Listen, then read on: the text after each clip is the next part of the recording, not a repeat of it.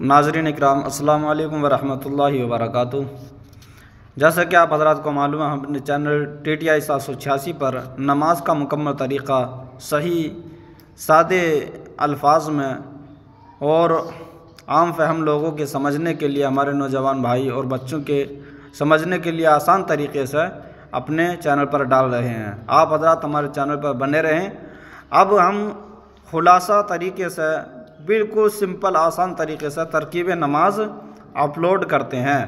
آپ حضرات سننے کی کوشش کریں۔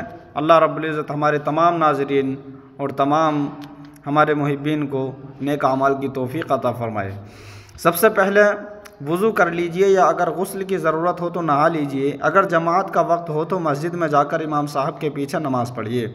جماعت سے نماز پڑھنے کی بڑی فضیلت ہے۔ بہتر یہ ہے کہ آپ وضو گھر سے کر کے جائیں، یہ افضل ہے، لیکن یہ ضروری نہیں، آپ مسجد میں جا کر بھی وضو کر سکتے ہیں۔ لیکن گھر سے جا کر وضو کر کے جائیں گے مسجد میں تو ہر قدم پر نیکی ملتی ہے اور درجہ بلند ہوتا ہے اور رحمت نازل ہوتی ہے۔ حدیث پاک ہے یہ۔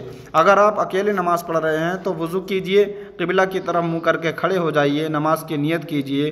زبان سے نیت ادا کرنا ضروری نہیں، لیکن اگر کہہ لیں تو بہت اچھا ہے۔ اب دونوں ہاتھ اوپر اٹھائیے، ہاتھ کھلے ہوئے ہوں، ہتھیلیوں قبلہ کی طرف ہوں، انگلیاں سیدھی ہوں، ہاتھ اتنے اوپر اٹھائیے کہ دونوں ہاتھوں کے انگوٹھے دونوں کانوں کی لو کے برابر ہو جائیں، یہاں تک اس کے سامنے برابر ہو جائیں بالکل۔ پھر تکبیر یعنی اللہ اکبر کہتے ہوئے دونوں ہاتھ ناف کے نیچے باندھ لیجئے۔ بایاں ہاتھ نیچے اور اس کے اوپر داہنا ہاتھ رکھ لیجئے۔ بایاں ہاتھ کھلا رکھیے، داہنے ہاتھ کی ہتھیلی بائیں ہاتھ کے گٹھے پر، 3 کھلی ہوئی انگلیاں پہنچے پر پھیلا کر رکھیے۔ انگوٹھے اور چھوٹی انگلی کا حلقہ بنا لیجئے۔ اب تسبیح سبحانک اللہ پڑھیے۔ اس کے بعد یہ ثنا ہوتی ہے سبحانک اللہ، تمامی حضرات کو ماشاءاللہ یاد ہوگی۔ اس کے بعد تعوذ اعوذ باللہ اور تسمیہ بسم اللہ پڑھیے۔ پھر سورہ فاتحہ یعنی الحمدللہ پڑھیے۔ اس کے بعد کوئی سورت مثلا سورہ کافرون قل یا ایھا الکافرون پڑھیے۔ سورہ کافرون کے بعد تکبیر کہتے ہوئے رکوع کے لیے جھکے۔ تسبیح وغیرہ کی تفصیل ہم آگے بتا رہے ہیں۔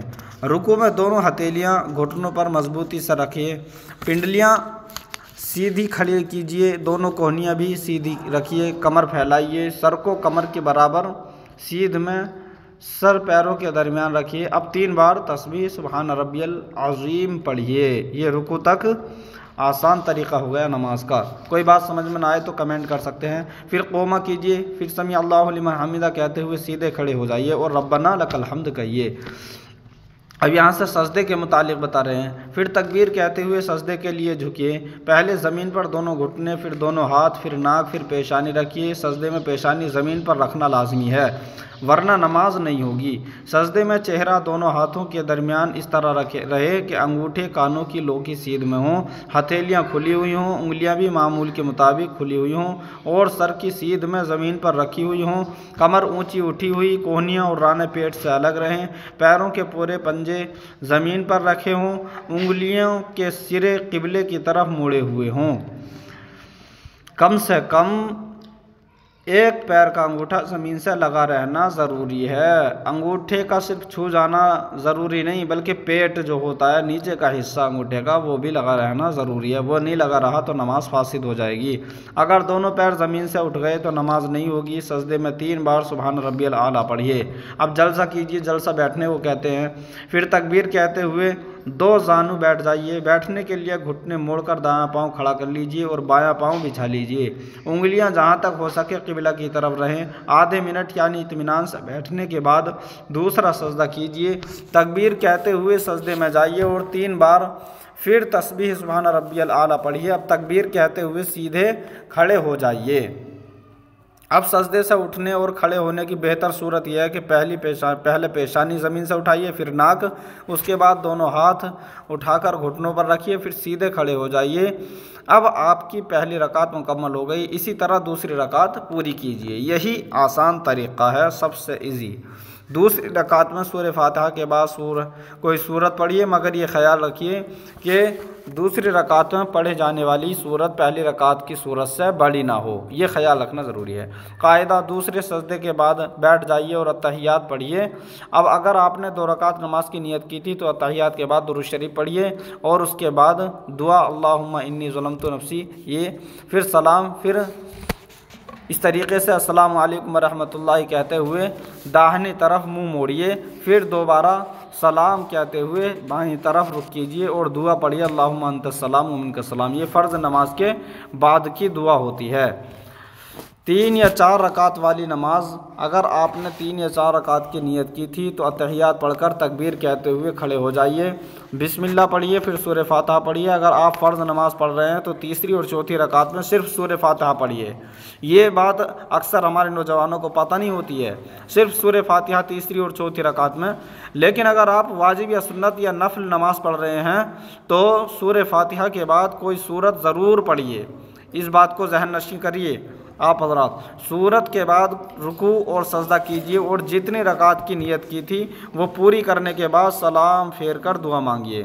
یاد رکھیے ہر رکعت میں کچھ دیر کھڑا ہونا، رکوع کرنا، 2 سجدے کرنا فرض ہے۔ پہلی رکعت میں تکبیر تحریمہ کے بعد ثنا، تعوذ، تسمیہ سورہ فاتحہ سے پہلے پڑھیے۔ دوسری رکعت میں پہلے بسم اللہ آہستہ پڑھی جاتی ہے، پھر سورہ فاتحہ اور پھر کوئی سورت پڑھی جاتی ہے، ثنا اور تعوذ نہیں پڑھا جاتا۔ دوسری رکعت میں 2 سجدے کرنے کے بعد اتحیات پڑھنے کے لیے بیٹھنا ضروری ہے۔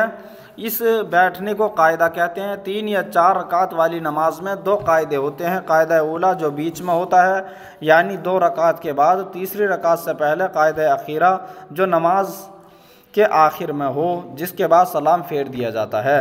یہ بھی یاد رکھیے کہ قاعدہ اخیرہ یعنی جس کے بعد سلام پھیرا جائے فرض ہوتا ہے۔ فرضوں کے علاوہ واجب، سنت اور نفل نماز کی ہر رکعت میں سورہ فاتحہ کے بعد کوئی سورت پڑھی جاتی ہے۔ دوستو یہ آسان طریقہ ہم نے یہاں تک بتا دیا ہے۔ اب امام کے پیچھے نماز پڑھنے کے متعلق کچھ مسائل آئندہ ویڈیو میں ذکر کیے جائیں گے۔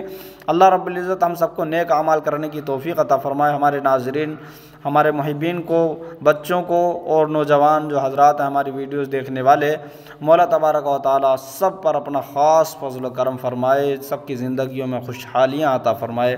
اور جو ہمارے پاکستان کے ناظرین ہیں، آڈینس ہیں، اور نیپال کے اور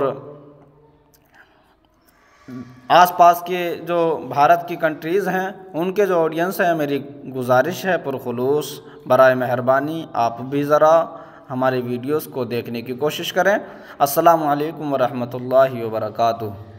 اور حضرات ایک چیز اور ہے، اس وقت فلسطین اور اسرائیل کے درمیان آپ جانتے ہیں کتنا بھیانک یدھ چل رہا ہے۔ فلسطین کے لیے خدا را آپ دعا فرمائیں۔ السلام علیکم۔